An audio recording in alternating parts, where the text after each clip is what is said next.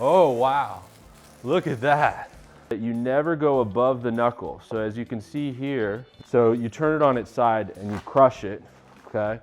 Then all the garlic will come out. Whatever your hand finds to do it with all your might. The honing of the knife actually straightens the blade. That's all it does. It does not sharpen the blade. It only straightens it. I think what the Bible sometimes challenges you is like, are you giving it your all? God created you in his image to be perfect. When I'm doing a bag smash, I don't use the big side because that'll like smash through it.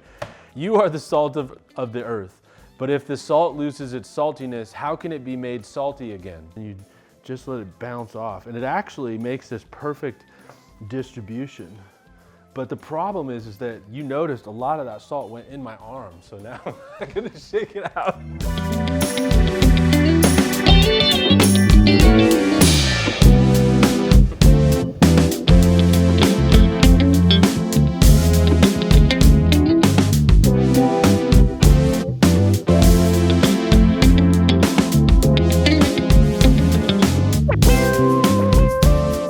Celtic sea salt, and then I have that kosher salt that I talked about. So let's just real quick show you. Seasoning with salt. So I'm gonna grab a chicken breast. Here's some chicken breasts. And let's season a couple of them. This is a little trick that chefs do, or at least I do. I pull out, look at the size of that breast.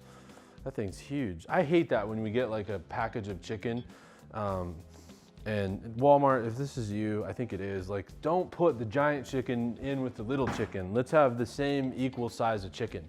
Now, a little trick too, when you're doing proteins, I will stab them, especially if it's just like a quick sear that I'm doing or a dry marinade.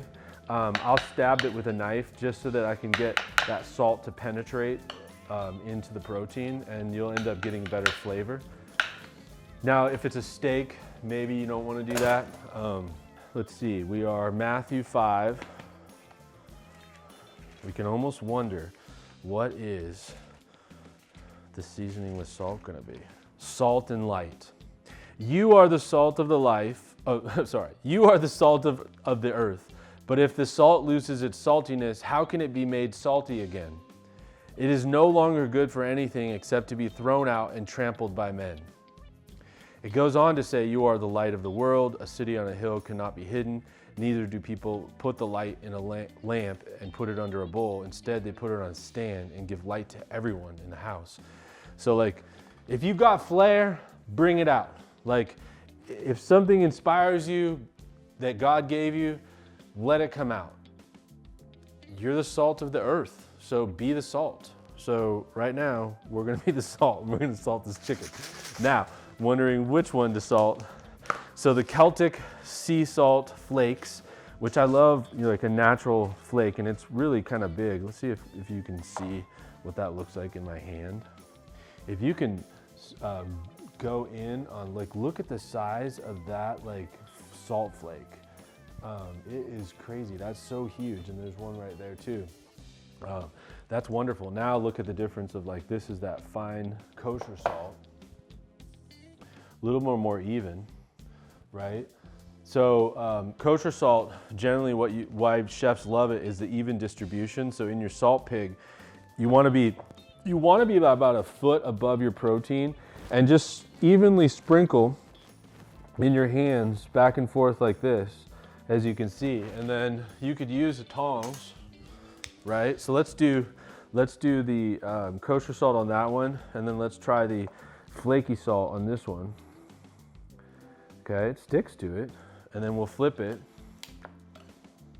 That's a big chicken. Push it in a little bit, use that flaky salt, and then, yes, of course, I'm gonna do it. Y'all know what I'm gonna do. I'm gonna do what Salt Bae does. Let's just sprinkle it. So you go like this, right? But you gotta make sure this is close so it doesn't like sprinkle. And you really gotta twist your arm like this. But I did arms the other day, so it's like hard to do it. And then you just let it bounce off. And it actually makes this perfect distribution But the problem is that you noticed a lot of that salt went in my arm. So now I'm gonna shake it out. Okay, we got our seasoned chicken. We'll reserve this. Actually, we'll keep it at room temperature because that'll be great. We got our steak because I think we're gonna be doing something with that. We'll wash that. We'll put this to the side. Do a quick wipe, a little sanitized wipe. Okay, then let's go on to the next. So we did the meat mallet, the tongs. We've got pan test for searing. So I love this. So what we're gonna do is we're gonna get this hot. So basically, like, how do you know when your pan is hot enough? And I love this because we're going right into actually cooking. And I'm trying to think which one I want to do. I think we'll do the steak on this. So this is cool. So getting your pan hot is really key.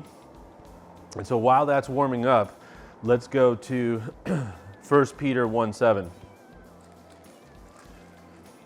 Matthew, Mark, Luke, John. Where's Peter? Oh, you. After, oh, there we go. 1 Peter. 1 Peter 1:7. So these have come so that your faith, of greater worth than gold, which perishes, even though refined by fire, may be proved genuine and may result in praise, glory, and honor when Jesus Christ is revealed. So what I love by that too is, like, we're heating this by fire, getting it super hot. And like, a lot of people have always asked me, like, how do you know when the pan is ready? I can tell you one thing. So I've done a series on the 7 steps of saute, and I love it. And it starts with heat your pan. And because if I turn my pan on and I add some oil to this and I try to sear this lovely piece of steak here, it's just gonna turn gray. It's not even gonna sear. You're not gonna get that nice crisp crust on the steak. And that's what you really want. You want that, it's called the Maillard effect, to get that caramelization on the outside of the protein. And protein actually cooks at 330 degrees when it hits that heat. So you have to have that pan hot enough to get to 330 degrees to cook the protein on that steak to get that Maillard caramelization effect. Now I'm talking because I'm starting to smell the pan it has a smell too, that I can start to smell that it's warming up. And here's a technique you can do.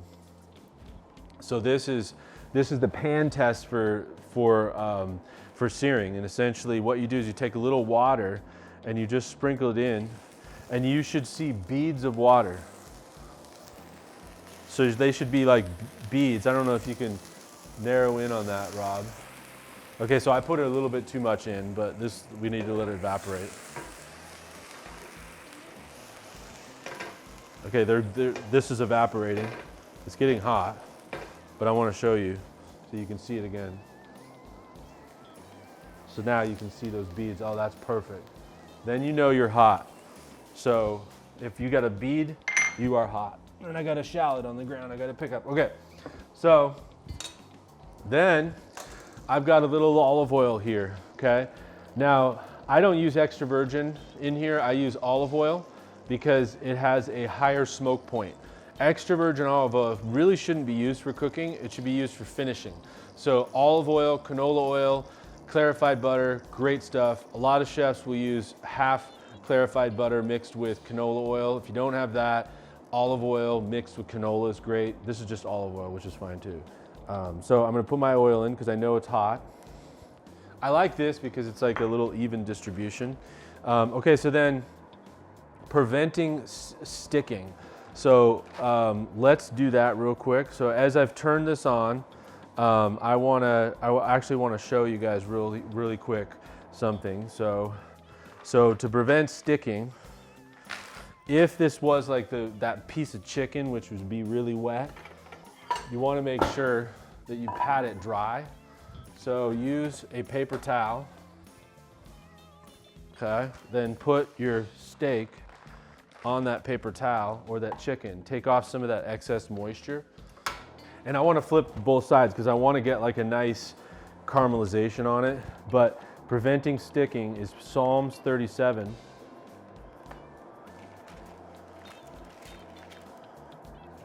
You know, I'm realizing something that's so cool is I could do this literally all day long. I could literally cook and read biblical verses all day long until Rob is just destroyed and he's like, dude, I'm hungry. All right, preventing sticking, Psalm 37:7. Oh, we love this one. This is probably my wife's favorite. Be still before the Lord and wait patiently for him. Do not fret when men succeed in their ways, when they carry out their wicked schemes. So like, I just think about that. If you know, you feel like somebody's hurting you or something's not going right in your life, like just know that God ultimately has got your back.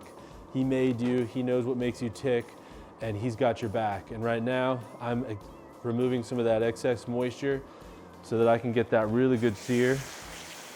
So when you put the steak in, push it down. When you hear that nice sear, then you know you're really doing great. That's what we want, okay? Then, we're searing this thing, and we're smoking, and that's good. And then we're gonna show you guys deglazing the pan. I don't know if we'll get a fire, but you know, if I had red wine, I'd probably use that, but I've got some white wine, it's a Chardonnay, which is great too, and that's fine. And I pounded this out so that it could be really thin, but we'll make a quick little sauce too, and I'll show you what that'll look like. Oh, let's use one of these beautiful plates. Let's do this. I love these plates from Libby. Okay, I'm smelling it, it's smelling good. I've got the heat up, really turned up high. We'll go just a little bit more. And let's talk about deglazing while that's searing. I'm gonna turn it down just a second. So Isaiah 61:3, and provide for those who grieve in Zion, to bestow on them a crown of beauty instead of ashes, the oil of gladness instead of mourning, and a garment of praise instead of a spirit of despair. They will be called oaks of righteousness, a planting of the Lord for display of his splendor. Deglazing. I like that because it's like, that's what's going to happen when we just deglaze here. So, all right, look at that. I'm flipping it. Look at that nice caramelization on that steak. Now, while that's cooking on this, I'm going to add some things to it. So let's add some onions. So we'll add onion to that. Let's add a little bit of our green onion for some color. Let's put some of our minced brunoise pepper in there. So we'll make this really nice sauce for this steak, which will be incredible. And then put a little garlic in there. And I didn't do the garlic first because I didn't want it to burn. So just a little bit more. And what's happening here in this pan is there's the fond, which is all these sticky bits that you can see. So I'm going to release this steak now because I know it's about cooked to about medium rare. I'm going to leave that right there. Now, if you zoom in on the fond, you can see those little sticky bits to the pan, and this is where we deglaze. But a few things that you need before you deglaze. So I love to get a little bit of butter. So we're going to do a little bit of butter. And we want to make kind of a little bit of a rich sauce. So I'll use a little mustard. So I'll put a little bit of mustard in the pan. You could do this for chicken. You could do this for steak, really anything. And then take your butter. It doesn't matter what it is. Okay, so then you want to use a spatula. Stir it around. Now it's starting to caramelize on the bottom, which is really good. And then open your wine.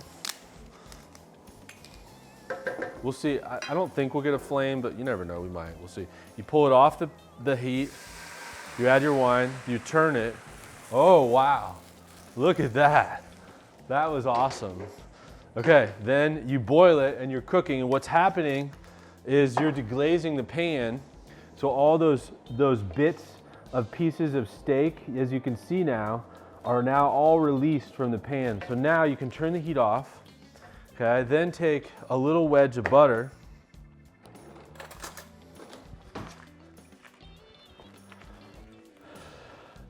Put your butter in, and then you're gonna let that melt. And just stir it around with it. And what happens here is you get an emulsification. And so we're going to talk about that here. We're going to talk about stirring and emulsifying. So what's happening is two sauces that normally wouldn't go into each other, which is the acid from the wine and the fat from the butter, are now creating an emulsified sauce here that is all together and becomes a wonderful sauce for that steak. So real quick, since we've done two more, we've got stirring and emulsifying. So stirring is Hebrews. Hebrews, you know, I kind of like that my Bible's gonna have like, it's like a cookbook, and it's gonna start to have like stains on it. 1366. I used to want it like to be like pristine, but now I'm like, you know what? I want it to be used. I know when my parents passed away, it's one of the cherished treasures that I have. My youngest son, Logan, he has both my mom's Bible and my dad's, and it is gummed up, marked up. Like you could just tell they've been studying it their whole lives, and I love that. So 1366, 1024. 10-20, that sauce, doesn't that sauce smell so good? And the steak is just resting, it's like perfect, like 10-24. Okay, here we go. And let us consider how we may spur one another on toward love and good deeds. Let us not give up meeting together, as some are in the habit of doing, but let us encourage one another, and all the more as you see the day approaching. So I think food and socializing and community is just what we were designed to do. And so that is just amazing. So there you can see the emulsification that we did, but that's the stirring, right? So we were stirring this, stirring our community, our friendship together. And then the emulsification, Ephesians 4:3, 13:29. 13:29. You guys good? Did you get your coffee? Good. Ephesians 4:3.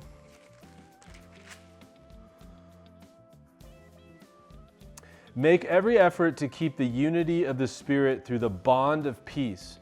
There is one body and one Spirit, just as you were called to one hope when you were called, one Lord, one faith, one baptism, one God and Father of all, who is over all and through all and in all.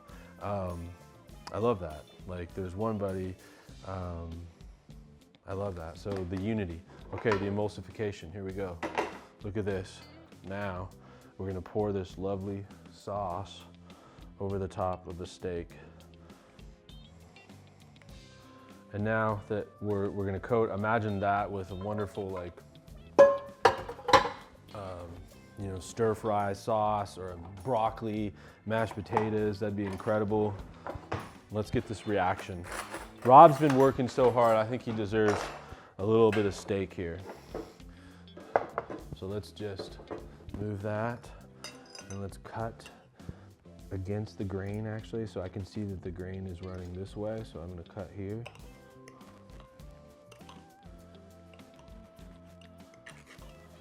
Oh man, it smells so good.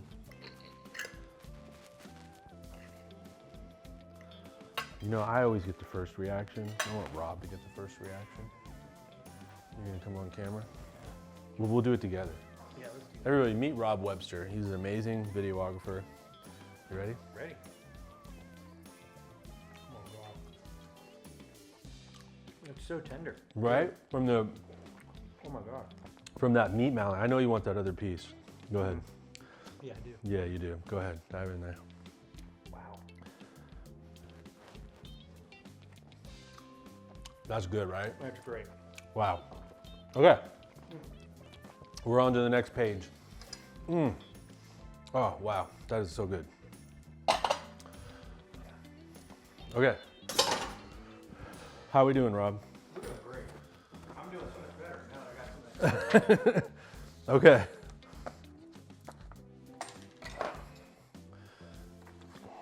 Whisking. So, I have many whisks. I go through whisks so much. Like, look at this whisk. If you narrow in on this blue one here, I actually over whisked on Thanksgiving, and that piece of that blue ended up in our mashed potatoes, and luckily I saw it, because that would have been terrible if someone bit into the plastic blue. But whisks are amazing, right? So one little trick that you can do if you don't have a whisk, or you can't find one, I'm sure most people have whisks, is use fresh herbs as whisks. So this could become a whisk. I do that all the time. Another chef trick that chefs do is a pro tip. They hold two forks together like this, real tight, and you go like this, and this becomes a whisk. So this is a nice little trick too for you. So whisks are a great essential tool. Let's see what James chapter 1 says about whisking. James 13:79. Man, that was good, right? 13:79. Oh, there it is. Okay. And that is 1:3. Trials and temptations. Because you know that the testing of your faith develops perseverance, perseverance must finish its work so that you may be mature and complete, not lacking anything. If any of you lacks wisdom, he should ask God, who gives generously to all without finding fault, and it will be given to him. You know, it's interesting. Like, I think whisking is like, to me, is like God giving us a hand. Like, just how I said the tongs was my wife, like a whisk. I think there's so many things in life that God gives us tools that we have created, that he's designed, that make our lives easier. I can't imagine as a chef not having a whisk to do things like whipped cream, whisking sauces, you know, all kinds of things, right? And you've all seen like the KitchenAids that whisk like sugar and butter and all kinds of stuff, and then that little technique. So I mean, I think it's a cool verse. Sorry I don't have anything to cook with, but whisks are very cool. And I'll flip it like that. There we go. Ready? Boom, boom. Okay, I'm terrible today. All right, there we go. Moving on to the next thing. Melting chocolate. So we're gonna do that just real quick here. So Hebrews 13:66.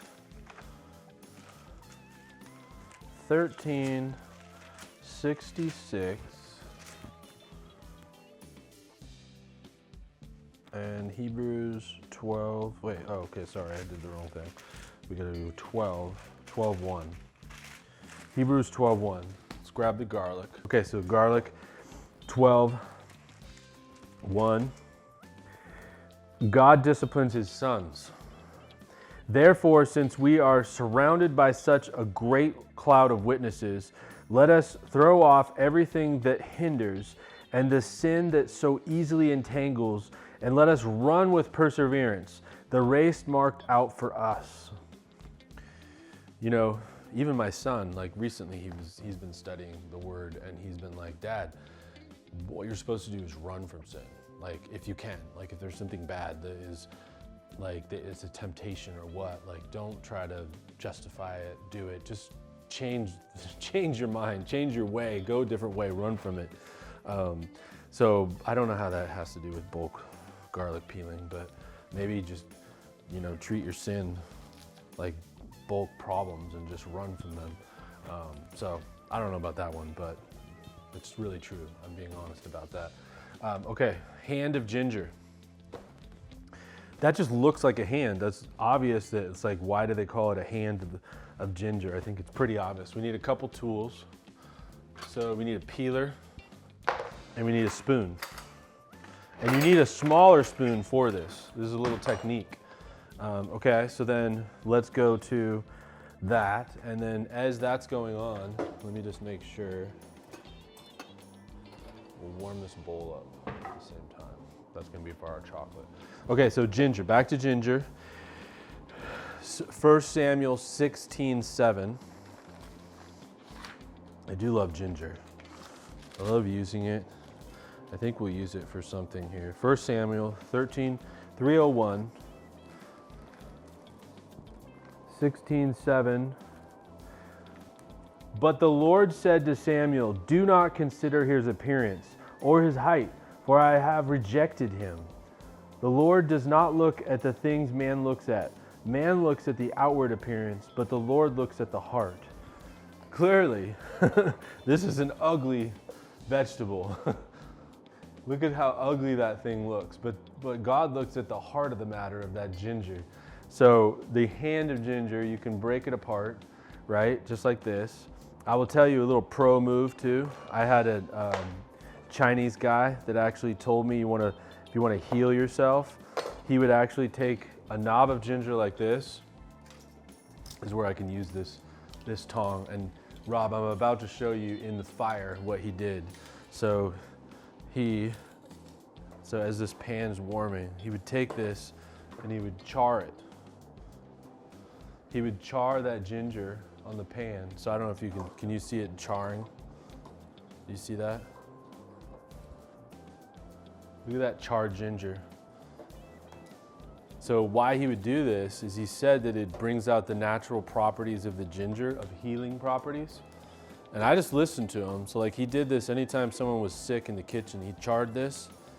And then what he would do is he would slice it. Look at it, it's still steaming. And he would slice just a couple slices of this ginger with the char on it.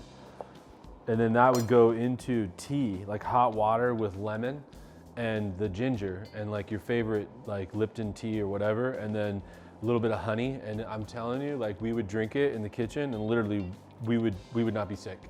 Within an hour we would feel better. Like the warmness of that ginger would go through your system. But I don't know what the interesting part about the charring of the ginger, it activates something. I'll have to ChatGPT that or look that up. But anyways, that's not what we were doing. We were gonna tell you about what to do with the hand of ginger, but that was a little pro move there. So why the spoon? Because the hand of ginger, there's so many nooks and crannies in here and it's hard to peel it the way that you need to. So you can basically peel the hand of the ginger because you don't want to necessarily eat the outside of the skin of the ginger. You want to get to the good stuff, right? But you also don't want to throw away all the other stuff within that hand. So what you can do is you actually can use a spoon and you can go through and go into those little nooks and crannies and remove the rest of the skin just by scraping it. So you can really get inside of there. As you can see, that really does work. And you can flip it and do this side. And get as much as you can off. And you can even go inside the hand. And that now it really looks like a hand of ginger. And so then from there, then we can slice it up using our technique, right?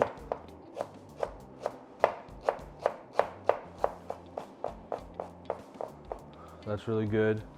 Then one through this way, just like that. Then through it.